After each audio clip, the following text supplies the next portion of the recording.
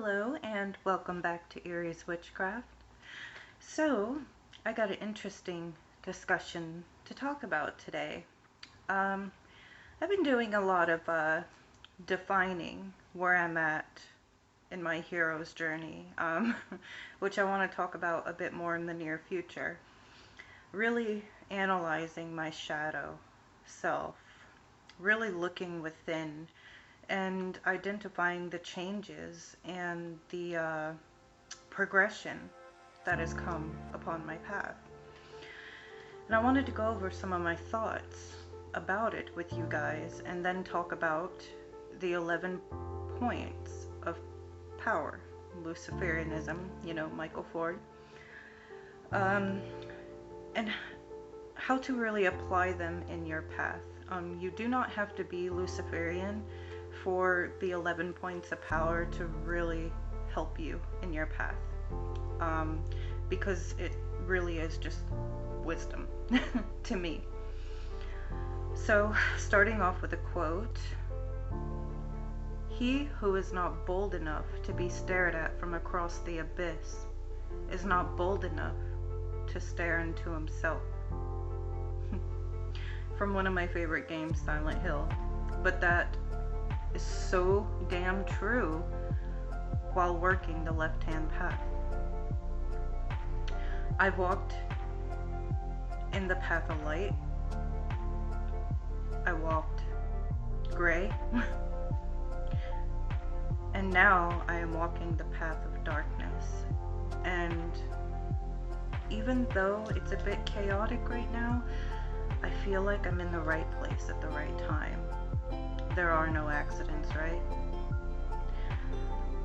So I'm kind of speaking out a bit more about my work that I don't normally talk about on my channel. I know I told you guys I'm kind of keeping my work to myself right now, and I'd be revealing it in the future. Well, now is that time. I'm going to start revealing some things about my path and path work. But in these times, I do feel it should be discussed. I walk with the darkness to confront those who stare at me from the abyss. And I glare back.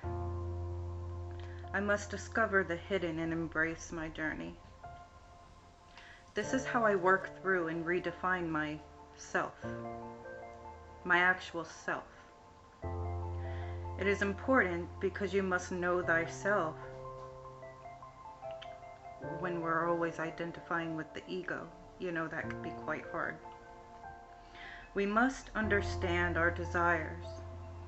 We must feel our pain, accept our guilt or shame, and confront and come face to face with the self. If not, then we will continue to project these hidden things outwards, manifesting walls we don't need to build, or emotions that will further hinder your inner self.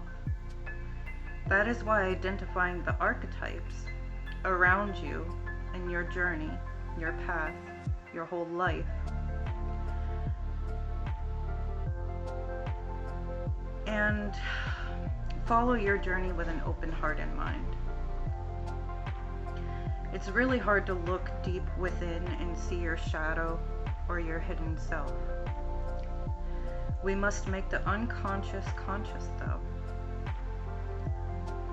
Part of the alchemical hero's journey is to cross that threshold and descend into darkness.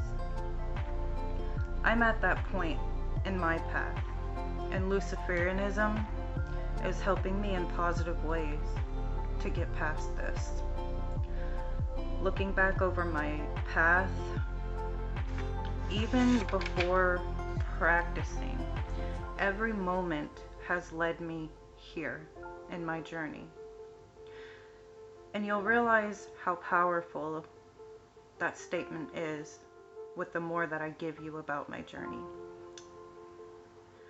So I hope some of you stay with me on this. I'm facing death and rebirth again. I've faced it many times on my path, but this is different. I'm being faced to my very core of my shadow as of recent times. I believe a lot of us are, yeah. It's shaking up my spirit and my life. But my flame inside is burning brighter than ever. I'm being dragged emotionally, physically, and in life in general.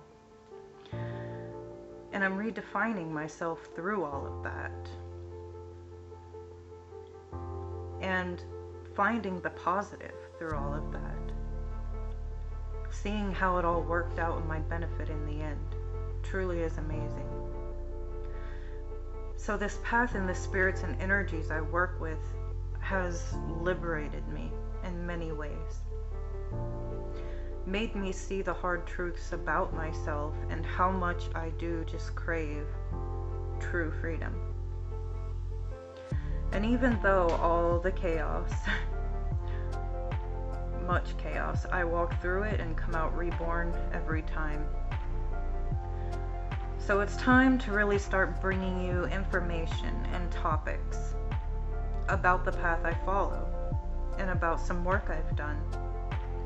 And I'm going to start with the 11 Luciferian points of power, because applying these in my path has really helped. And I feel like it's something that not only the left-hand path can apply to their work, but also anyone on any spiritual path or journey could. So let's go over them. Number 1, Lucifer represents the light of intellect, wisdom, and power, unique to each individual with the courage to ascend to the responsibility. Number 2, the symbol of the adversary is that of the self-liberator and spiritual rebel who inspires self-evolution. 3, Lucifer represents the balanced torchbearer of Venus, the light bringer of the morning star, and the night bringer as the evening star. 4, the adversary symbolizes the spark of consciousness, which questions everything, manifesting the individualistic path with accountability only to the self. 5, the fall of Lucifer symbolizes the liberation of the mind from the slave mentality, the courage to explore and master the darkness within. One may not offer the illumination of the morning star without the wisdom of the darkness. How true is that? The darkness within is what it says. And how true, because without stepping into, you can't ascend without descending. Makes sense. Number 6, the adversary represents rebellion with purpose for wisdom, strength, and power. Number 7, Lucifer represents the courage and fortitude to acquire healthy self-love, leading to the responsibility of honoring your temple of mind, body, and spirit. Number 8, to become your own God, you must have the wisdom and strength to govern and guide your life, as if your mind is to survive beyond the mortal body. Sounds real evil, don't it, guys? Yeah, that's sarcastic, I'm just saying. So number 9 is indulgence with restraint, love for the deserving, and disdain for those undeserving. What I love about these two, I want to point out as I'm reading them, is they're honest. Honest about who we are as humans. Honest about our behaviors. Ourselves, you know.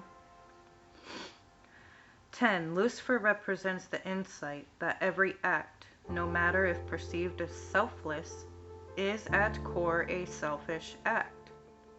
Even if helping others is your passion, the brain still receives a chemical reward by the act. This is why many consider doing good deeds may bring you closer to God. Recognize you are selfish and see this fact in all others while observing. which I've done. And it's true. Accept this. Then with this knowledge, make choices that benefit yourself and loved ones when possible. So if you observe that, you really will see, and you will see that you can kind of manipulate that with the choices you make to benefit yourself or loved ones. Number 11, to become a god is to fully understand that you possess the power to create and sustain your path in life and illuminate the light of self-determined potential. This is the foundation and ideology of Luciferianism. And those were the 11 points of power in Luciferianism. I find them honest, I find them true, and very applicable. I cannot say that word. Anyway, anyone can use it, I think, in their path. I've already kind of followed and understand these points and use the wisdom in my own work. I'll be doing a bit more Luciferian videos here in the near future to give you a better understanding of my work and kind of what I've been doing behind the scenes, and bringing you much more knowledge from the left-hand path. I have so much to share, but first, I wanted to apply some of these beginner understandings of Luciferianism in the left-hand path before actually getting into my path working. That way you have a better understanding of where I'm coming from and where my work comes from, and just the path working all together. Well, I hope you enjoyed this video, and I hope you learned something, and let me know if you have used the 11 points of power in your path or not, or if you are thinking about using them. Much love, and I will see you next time.